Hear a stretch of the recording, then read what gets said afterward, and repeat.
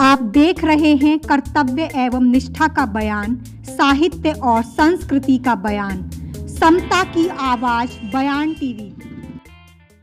नमस्कार, मैं साक्षी गौतम और आप देख रहे हैं बयान टीवी। कैरियर मंच में एक बार फिर आपका हार्दिक स्वागत है।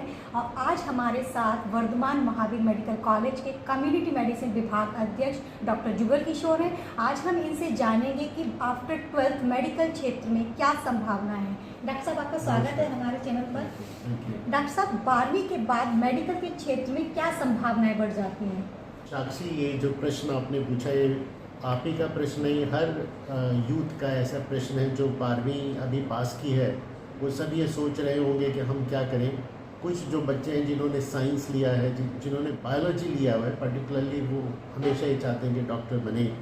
लेकिन मेडिकल फील्ड में सिर्फ डॉक्टर ही बनना एक लक्ष्य नहीं होता, या कहना चाहिए एक विकल्प नहीं है। उसके अलावा बहुत सारे और ऐसे एरियाज़ हैं जहाँ वो अपनी लाइफ को आगे बढ़ा सकते हैं, करियर बढ़ा सकते हैं। जैसे कि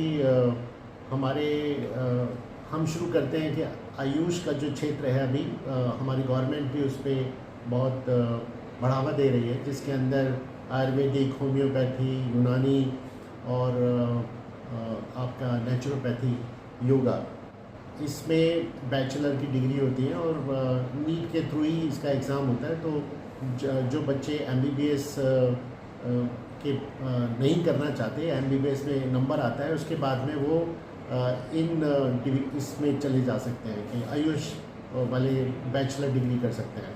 तो ये बहुत बड़ा है और बहुत सारी सीट हैं और पूरे इंडिया के अंदर इसके अंदर हमारे मेडिकल कॉलेजेस हैं, या सिद्धा के कॉलेज हैं, होम्योपैथी के कॉलेज हैं, आयुर्वेदा के कॉलेज हैं, योगा के कॉलेज हैं।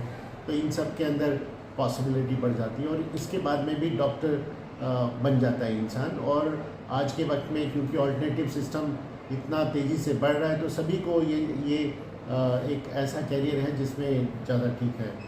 दूसरा एक है नर्सिस का, जिसमें हमारे बैचलर ऑफ नर्सिंग साइंस है, जो बहुत ही अच्छा और नोबल प्रोफेशन माना जाता है। इसमें जॉब्स की पॉसिबिलिटी बहुत अच्छी है, फ्यूचर आपका बहुत सिक्योर रहता है, बाहर भी इतनी अच्छी डिमांड होती है। कभी भी जो नर्सिंग स्टूडेंट है वो कभी भी घर पे नहीं बैठता, हमेशा उसके पास कोई ना कोई काम रहता है। तो ये जो नर्सिंग प्रोफेशन है वो मुझे लगता है कि एक बहुत अच्छा एक विकल्प है। इसके अलावा हमारे यहाँ पर जो टेक्नीशियंस होते हैं, जैसे लैब टेक्नीशियंस हैं, या रेडियोग्राफर्स हैं, या OT टेक्नीशियंस हैं, या फिर ऑफ्थल्मोलॉजी के अंदर जो लोग हमारे चश्मे प्रिपेयर करते हैं, बनाते हैं, वो हैं। ये एक ऐसा बहुत बड़ा ग्रुप है जिसमें जाके वो अपने आप को एक स्किल्ड प्रोफेशन करके और वो अपनी दुकान खोल सकता है, या शॉप चला सकता है, क्लिनिक चला सकते हैं। ये सब ऑप्शंस रहते हैं। एक और एरिया है जिसमें लोग काफ़ी मात्रा में इसमें जाते हैं, वो है डेंटल साइंस में। डेंटल के अंदर भी एक तो डॉक्टर बनते हैं, दूसरे टेक्नीशियन बनते हैं। डेंटल टेक्नीशियंस आर देयर और डॉक्टर्स BDS कर सकते हैं, तो वो भी नीट के थ्रू होता है। लेकिन टेक्नीशियंस के बहुत अलग अलग इंस्टीट्यूशंस हैं जहाँ पर हो सकता है। तो कुल मिला के अगर हम कहें तो बहुत सारे ऐसे कोर्सेज हैं जो मेडिकल फील्ड में वो कर सकता है। डेफिनेटली आज की तारीख में अगर डॉक्टर बनना चाहता है तो बहुत मुश्किल काम नहीं है, क्योंकि करीब 1 लाख के करीब सीट्स हैं पूरे इंडिया के अंदर। 700 से ज़्यादा हमारे मेडिकल कॉलेजेस हैं, तो चांसेस बहुत अच्छे हैं। अगर वो अच्छी मेहनत करे तो डॉक्टर न केवल सिर्फ मेडिसिन का बट ऑल्सो यूनानी और आयुर्वेदिक और आयुष ग्रुप का बन सकता है, डेंटल डॉक्टर बन सकता है, नर्स बन सकते हैं, टेक्नीशियंस बन सकते हैं, OT के बहुत सारे ऐसे कोर्स हैं, हमारे फ्लेबोटोमिस्ट होते हैं वो बन सकते हैं। तो कुल मिला के हम कहेंगे कि ऑप्शंस बहुत हैं, क्योंकि ये सर्विस ओरिएंटेड हमारा प्रोफेशन है, तो लोगों की ज़रूरत बहुत रहती है। और लोगों की जो स्किल्ड वाले बच्चे हैं उनका हमेशा नर्सिंग होम है, या फिर प्राइवेट हॉस्पिटल है, गवर्नमेंट हॉस्पिटल है, सब जगह उनकी जॉब की ज़रूरत रहती है। वो अपने जीवन में खुद अपने आप को स्वस्थ बना सकते हैं और लोगों की सेवा कर सकते हैं। तो डॉक्टर साहब, क्या पब्लिक हेल्थ भी 12th के बाद होता है या वो बैचलर्स के बाद है? या पब्लिक हेल्थ अभी एक ऐसा क्षेत्र उभर के आ रहा है, क्योंकि अभी कोविड की महामारी हुई पूरे वर्ल्ड के अंदर, तो ऐसे लोगों की ज़रूरत पड़ी जो पब्लिक हेल्थ को समझ पाए, एपिडेमियोलॉजी को समझ पाए। तो हमारे देश में जो ये हमारे प्रोफेशन, इसके अलावा मेडिकल के अलावा जो पब्लिक हेल्थ वाले जो वो हैं कोर्सेज़ हैं, कुछ ऐसे मेडिकल कॉलेजेस हैं, जो कॉलेजेस हैं, यूनिवर्सिटीज़ हैं जो बैचलर की डिग्री प्रोवाइड करती हैं पब्लिक हेल्थ के अंदर। तो बैचलर ऑफ पब्लिक हेल्थ, जैसे हमारा पीजीआई चंडीगढ़ इतना फेमस इंस्टीट्यूशन है, वहाँ से आप बैचलर ऑफ पब्लिक हेल्थ कर सकते हैं। उसी तरह से बैचलर ऑफ मेडिकल साइंस की कुछ डिग्रियां हैं जो राजस्थान या कुछ ऐसे यूनिवर्सिटीज़ प्रोवाइड करती हैं। तो पब्लिक हेल्थ में आप ग्रेजुएशन भी कर सकते हैं और पोस्ट ग्रेजुएशन भी कर सकते हैं, जिसमें बैचलर के बाद में आप एमएससी कोर्स करते हैं, जिसको एमपीएच करते हैं, एमपीएच बोलते हैं। और ये पब्लिक हेल्थ कैडर जब से गवर्नमेंट ने अनाउंस किया है तो उसकी और वैल्यू बढ़ गई है। तो पब्लिक हेल्थ में अगर कोई इंटरेस्ट रखता है तो उसे डेफिनेटली आना चाहिए। वो पब्लिक हेल्थ करने के बाद में ग्रेजुएशन और पोस्ट ग्रेजुएशन करने के बाद में पीएचडी कर सकता है, टीचिंग जॉब में आ सकते हैं, या फिर वो अपनी एनजीओ खोल सकता है, एनजीओ चला सकता है। तो बहुत ऑप्शंस है उसका। डॉक्टर साहब, क्या पब्लिक हेल्थ क्या मेडिकल साइंस वाले स्टूडेंट्स कर सकते हैं या अदर स्टूडेंट्स भी कर सकते हैं? बिल्कुल, और दूसरे जो मेडिकल के अलावा और दूसरे भी कर सकते हैं, जैसे हमारे नर्सिंग वाले हैं, या फिर हमारे सोशल वर्क वाले हैं, या फिर हमारे डेंटल वाले हैं, तो वो पोस्ट ग्रेजुएशन कर सकते हैं। या फिर ग्रेजुएशन करनी है तो बैचलर ऑफ पब्लिक हेल्थ एक और कोर्स शायद शुरू हो, वो आपका उत्तराखंड यूनिवर्सिटी उसको ट्राई कर रही है कि वो एपिडेमियोलॉजी के अंदर बैचलर का कोर्स शुरू करें। तो जो एपिडेमियोलॉजिस्ट का काम होता है सर्वेलेंस का, या फिर डिजीज़ की निगरानी रखना पूरे एरिया के अंदर या कंट्री के अंदर, इस तरह के लोगों की जो कोविड में हमने देखा बहुत ज़रूरत पड़ी, हमारे डिस्ट्रिक्ट लेवल पर एपिडेमियोलॉजिस्ट की ज़रूरत थी।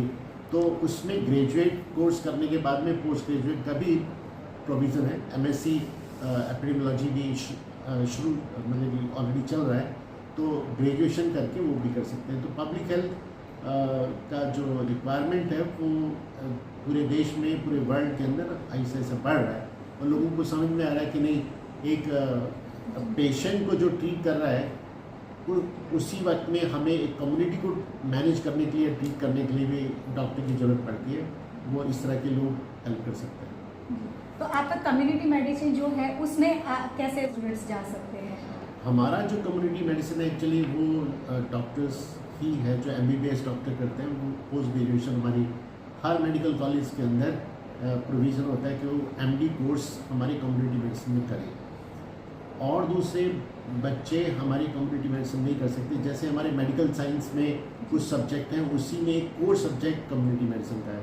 तो हम सारे डॉक्टर्स को कम्युनिटी को ओरिएंट करने के लिए हम अपना ये जो डिसिप्लिन है वो चलाते हैं। कम्युनिटी को कैसे स्वस्थ रखना है, कैसे उसमें प्रॉब्लम्स आती हैं उनको कैसे असेस करना है, स्क्रीन करना, सर्वेलेंस करना, ये सारी हमारी, और नेशनल प्रोग्राम चलाना या उस कम्युनिटी के लिए प्रोग्राम चलाना, ये सब कम्युनिटी मेडिसिन स्पेशलिस्ट के लिए। तो डॉक्टर्स को अभी प्रोविज़न है, लेकिन अगर हम कहें कि नॉन मेडिकोज क्या कम्युनिटी मेडिसिन कर सकते हैं, फ़िलहाल हमारे देश में इस तरह का कोई प्रोविज़न नहीं है। डेफिनेटली कुछ ऐसे जगह पर आप पीएचडी कर सकते हैं, और पीएचडी का एक प्रोविज़न होता है जिसमें आप कम्युनिटी मेडिसिन करके और फिर आप कम्युनिटी मेडिसिन स्पेशलिस्ट भी बन सकते हैं। डॉक्टर साहब, डॉक्टर्स को जैसे हम एमबीबीएस के बाद भी कुछ लोग डॉक्टर्स लिखते हैं, एमडी के बाद भी लिखते हैं, और पीएचडी के बाद भी डॉक्टर्स लिखते हैं, तो उसमें डिफरेंस क्या है? ये बड़ा इंटरेस्टिंग है कि सभी लोग डॉक्टर लगाना चाहते हैं, लेकिन ये जो औहदा है या कहना चाहिए डिग्री के बाद में डॉक्टर का मिलने या डिजिग्नेशन मिलने का सिर्फ प्रोविज़न मेडिकल साइंस में है। इवन फिजियोथेरेपिस्ट जो अपना बीपीएड करते थे, बैचलर ऑफ फिजियोथेरेपी या बैचलर ऑफ ऑक्यूपेशनल थेरेपी, उन लोगों को कोर्ट ने मना किया कि नहीं करना है। तो लेकिन एक सिर्फ डेंटल वाले हैं और एक मेडिकल वाले हैं, ये डॉक्टर लगा सकते हैं अपने बैचलर के बाद में। या फिर जितने आयुष वाले डॉक्टर्स हैं वो भी लगा सकते हैं। तो जो bachelor degree in medical science है या आयुष साइंस है वो सब डॉक्टर लगा सकते हैं। ये डॉक्टर इसलिए है क्योंकि डॉक्टर का वर्ड इसके अंदर ट्रीटमेंट या सफरिंग को एलिविएट करना या उसको ख़त्म करना उसको डॉक्टर के लिए यूज़ किया गया। लेकिन अगर हम इसका वो देखें कि कहाँ से वर्ड आया, तो डॉक्टर का वर्ड ग्रीक वर्ड है डॉक्टरे, उसका मतलब है टू टीच। तो ये टीचिंग के उसमें ज़्यादा जाता है। तो हम डॉक्टर्स को भी एक्सपेक्ट करते हैं कि वो हमेशा पब्लिक को या हर व्यक्ति को पढ़ाता है, जैसे कि एक प्रोफेशनल जो टीचर होता है वो पढ़ाता है। तो पीएचडी में डॉक्टर यूज़ करते हैं या फिर मेडिकल साइंस में हम ग्रेजुएशन के बाद डॉक्टर कर सकते हैं। लेकिन जो पीएचडी वाले हैं वो अपनी ग्रेजुएशन एंड पोस्ट ग्रेजुएशन के बाद नहीं कर सकते जब तक कि उनको डॉक्टर की डिग्री ना मिले। तो दोनों में फ़र्क है। डॉक्टर्स जो एमबीबीएस डॉक्टर है या फिर आयुष डॉक्टर्स हैं वो भी पीएचडी कर सकते हैं और वो ऑलरेडी डॉक्टर लगाते हैं और ये भी लगा सकते हैं। तो डॉक्टर का इसमें कन्फ्यूज़न यही है कि सब लोग जो डॉक्टर समझते हैं, हर व्यक्ति जिसने डॉक्टर लगाया हुआ ज़रूरी नहीं है कि वो एमबीबीएस या मेडिकल डॉक्टर हो सकता है कि वो पीएचडी वाला डॉक्टर हो। लेकिन फ़र्क इसमें यही है कि वो पीएचडी के बाद में ही यूज़ कर सकता है, इसमें आप ग्रेजुएशन के बाद यूज़ कर सकते हैं। बहुत बहुत धन्यवाद डॉक्टर साहब आपका। साथियों, आपको ये हमारी चर्चा कैसी लगी हमें नीचे दिए गए कमेंट्स बॉक्स में लिखकर जरूर बताएं। मिलते हैं फिर एक नई चर्चा के साथ, तब तक आप मुझे दीजिए